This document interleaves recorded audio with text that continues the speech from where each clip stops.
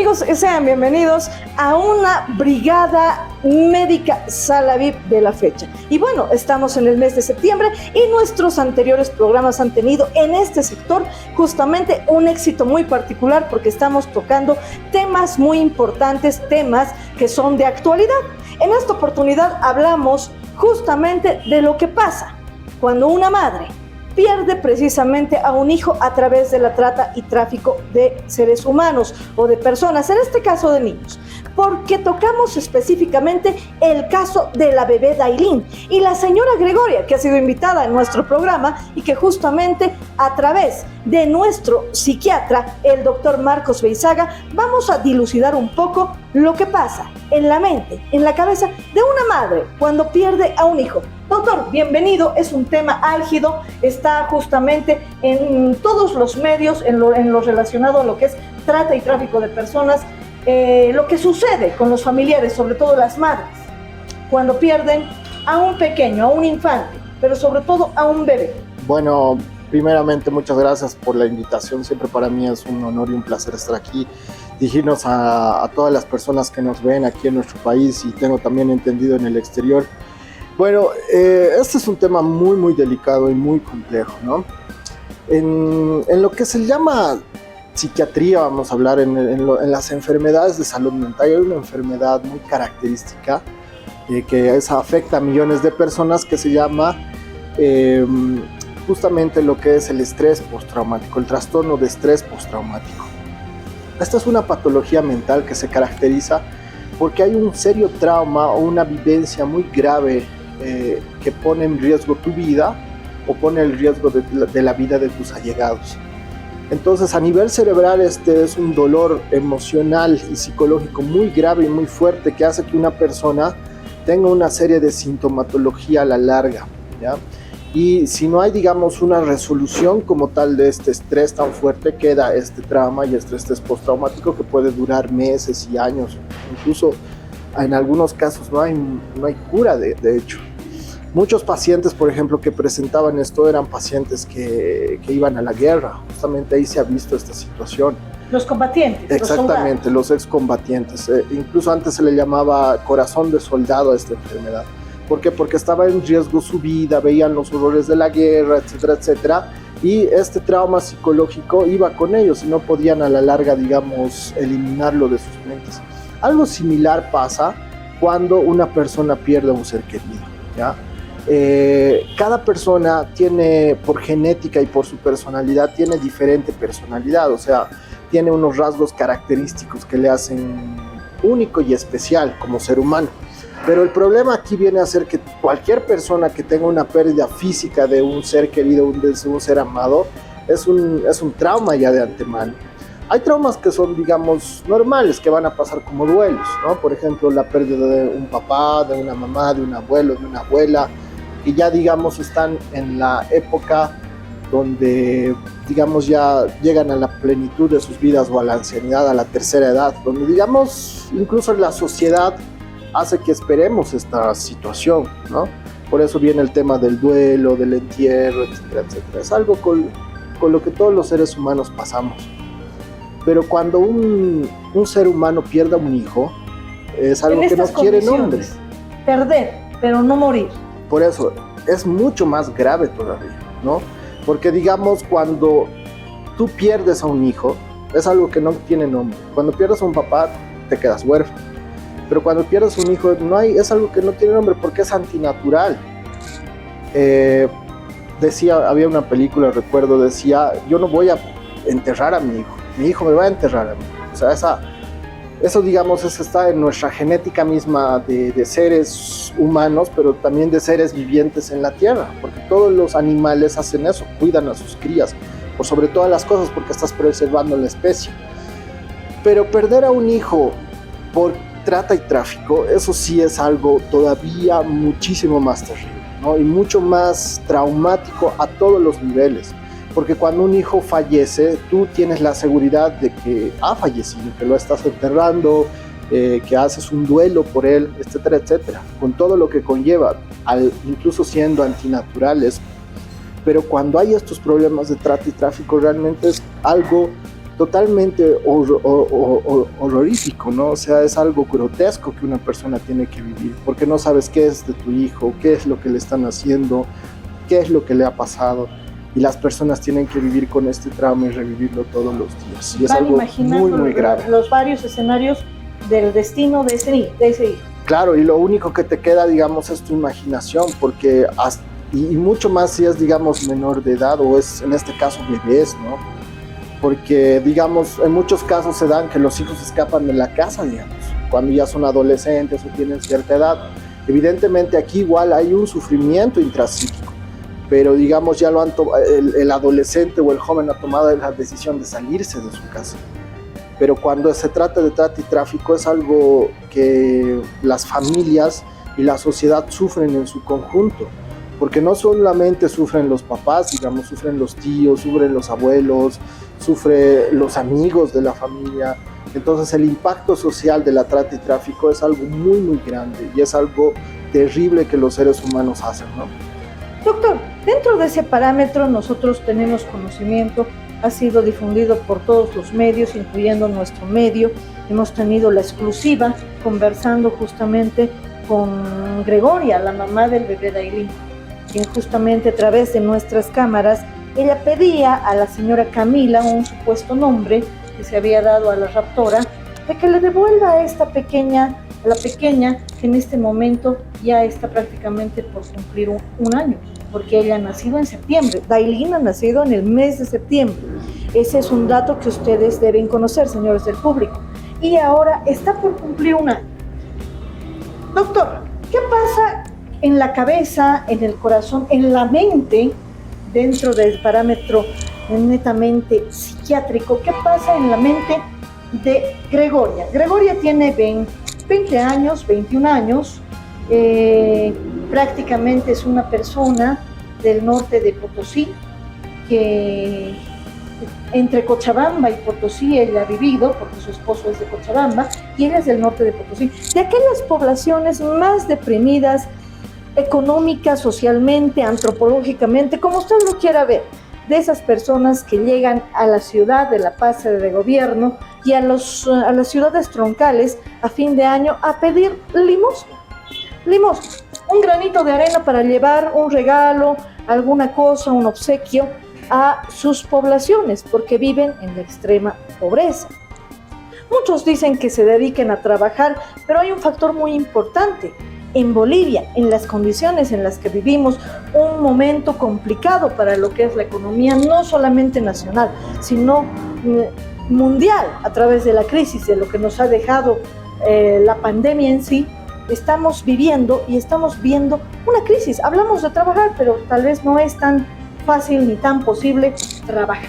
¿Qué pasa en la mente de esta joven que pierde, a través de un engaño por unos regalos en un momento crítico, prácticamente un 23 de diciembre, a su bebé, que tan solo tenía 2 a 3 meses, en un baño público de la ciudad, y que en este momento está justamente siendo parte de lo que es nuevamente la noticia, a través del robo de otro pequeño, muy similar a su caso? Bueno, yo no voy a hacer juicios de valor, tampoco puedo, digamos, encasillar a las personas, porque en este caso, digamos, en particular, pero vamos a hablar de forma general. En todo tipo de trata y tráfico, así como en cualquier delito cometido, siempre va a haber un agresor y una víctima, ¿no? En cuanto al agresor, siempre, y en este caso más que todo de la trata y tráfico, siempre hay rasgos sociopáticos o de psicopatía. O bien la persona es sociópata o psicópata. Entonces, estas personas que se dedican a esto tienen un guión establecido en cuanto a capturar a las víctimas, ¿no? Saben qué es lo que van a hablar, saben qué es lo que van a decir, saben cómo es que van a manipular a estas personas y saben qué es lo que quieren en su interior. O sea, tienen un guión establecido premeditadamente haciéndolo. En cuanto a la víctima, también tiene que tener ciertas características. Generalmente, usted mismo lo ha dicho, cuando hay un nivel de socioeconómico más bajo, o sea, hay pobreza, hay carencias económicas, falta de educación, etcétera, etcétera, las personas, por ende, son aparte, digamos, de ser más manipulables en el aspecto económico, también por todo lo que han vivido, por las condiciones socioeconómicas de crecimiento, del psicodesarrollo, etcétera, tienen un cierto grado de inteligencia límite, ¿no? ¿Por qué? Porque una persona, digamos, son pasibles a ser engañados. Claro, o a ser estafados, ¿no? Y la trata y tráfico justamente busca a estas personas, a las más vulnerables, a las que tienen más bajo nivel socioeconómico, a las víctimas que son indefensas, que no tienen protección por el Estado ni por las autoridades, etcétera, ¿no? Entonces, sumado, digamos, a todas estas condiciones, que te quiten que tengas aparte el trauma de que te quiten a tu hijo, es pues algo que no tiene, digamos, una connotación moral, ¿no? Ninguna persona en su sano juicio, una persona de bien haría algo de esta naturaleza. Es realmente diabólico, ¿no? Porque ¿qué es lo que se hace con estos niños? Lamentablemente estos niños, muchos terminan en mercados negros de tráfico de órganos, terminan en situaciones de explotación sexual, de explotación laboral, mucho más si ya tienen una cierta edad. O sea, realmente hay casos dramáticos y como personal de salud mental, y los colegas no me van a mentir, muchos psiquiatras, psicólogos tienen que ver las consecuencias de esto. ¿Cuáles son las consecuencias? Las consecuencias, por ejemplo, esto es lo que hablo del estrés postraumático, ¿no? De las familias que pierden a un ser querido en vida, que no saben qué es lo que ha pasado. Esto, por ejemplo, mucho también se veía este tema de los desaparecidos en las dictaduras militares, por ejemplo, que ha habido, o en las guerras mundiales, cuando se perdía la gente. Pero ahora se supone que vivimos en democracia y se supone que hay un Estado de Derecho, pero igual sigue pasando esto. Y lo peor es que pasa en países que están en vías de desarrollo, países que tienen bajos índices socioeconómicos. Si bien hay la trata y tráfico hay en países de alto ingreso, países muy desarrollados, pero digamos es mínimo esto.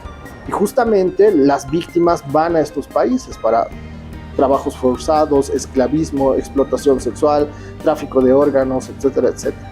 Entonces son mafias internacionales de las que estamos hablando. Y realmente luchar contra esto tiene que ser una tarea de todos, ¿no?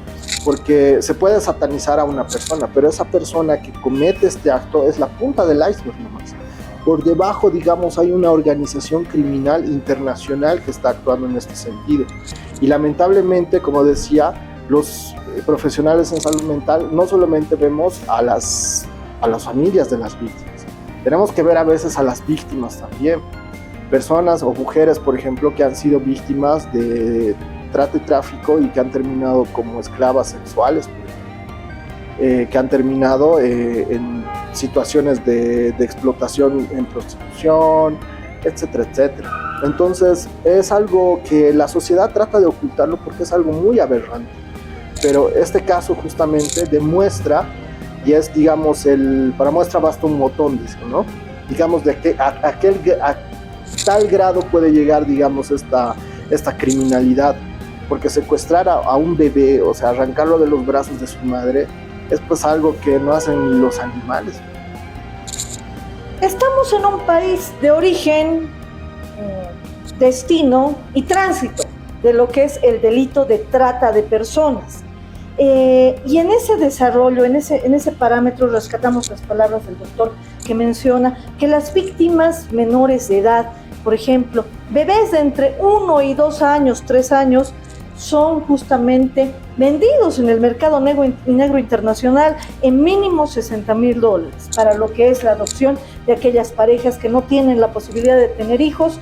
Y posterior, cuando el bebé o la persona o el niño va creciendo, puede ser muy desarrollado y dirigido el tráfico a lo que es el tráfico de órganos, la esclavitud, la mendicidad organizada y después la explotación laboral y la explotación sexual, que son delitos que la trata de personas conlleva una gran cantidad de la comisión de diferentes otro tipo de delitos que pueden generar lo que es el estrés postraumático.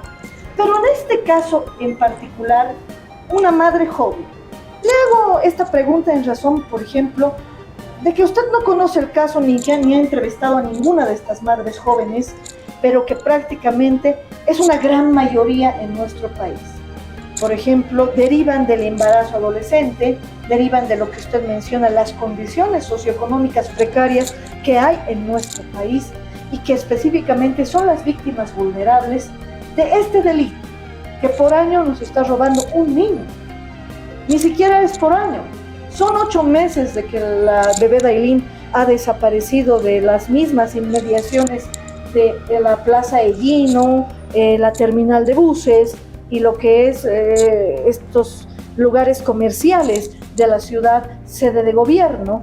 Y en esta oportunidad, y hay cientos de personas que se ponen el moño, tienen las mismas características en relación racial y facial, como los identikits de las raptoras o de la raptora, que están paseándose por nuestra ciudad, por nuestro país, no solamente en la sede de gobierno. Estas madres jóvenes, ¿por qué están pasando en este momento? ¿Qué tienen en la cabeza? Es verdad que podrían confundirse ante el identikit, no estarían seguras, o que prácticamente el ser humano, cuando vive un momento tan traumático, definitivo, que ha cambiado su vida, puede recordar a cabalidad no solo la idea, la imagen, sino hasta la voz, los rasgos y hasta la forma de caminar de la persona. Bueno, esto yo creo que hay que verlo cada caso, como decía antes, particularmente, ¿no? Pero en general, digamos, cuando una persona sufre de trastorno de estrés postraumático, tiene una distorsión cognitiva, lo que se llama, ¿ya? Cuando el cerebro sufre estrés constante, empiezan las funciones ejecutivas del cerebro, que son, qué sé yo, la memoria, el reconocimiento, la inteligencia, las funciones, digamos, mentales superiores, como el pensamiento, como las emociones, etcétera, van deteriorándose. Por eso es que estas personas empiezan a tener problemas en su trabajo, empiezan a tener problemas con sus relaciones personales y empiezan a tener problemas en cuanto a su comportamiento, porque sufren ansiedad, empiezan a sufrir depresión, empiezan a tener revivencia